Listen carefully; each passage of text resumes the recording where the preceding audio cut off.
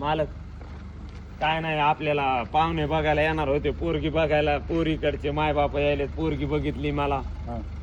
त्याला सांगितलंय माझ्याकडे 2-3 पॉकलँड आहेत, 2-4 गाड्या आहेत. हे आपल्या उभा 1-2 पॉकलँड आणि हे माझ्या घरी नेऊन उभा करायचं होतं. त्याला दाखवायला की मूळ आहे म्हणून. गाड्या नेऊन का ते पोरीची वाटोळ करतो का? नाही, मी फक्त आजच्या दिवस सांगणार हा हे माझं आहे म्हणून. नंतर तुम्हाला आणून देतो ना. पोरगी द्याय ना मला कोणी, मी त्याला सांगितलं एवढी प्रॉपर्टी. ते म्हणते तो थोबड बघून असं वाटत नाही तुझ्याकडे एवढी. वापस आणून द्यायच्या नंतर कळलं ना त्याला बेकारबाद घ्या सगळे पोरीचं वाटोळ करतो काय?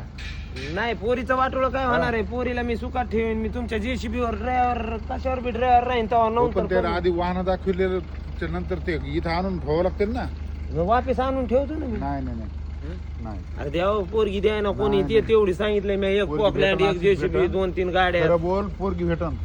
खरं बोलू? हा खरं बोलल्यावर लात मारून काढून द्यायला नाही लागले. काढीत, नाही काढीत. नाही एखाद्या ते कामाला राह. नाही द्यायले मालक गाडी. चल मग.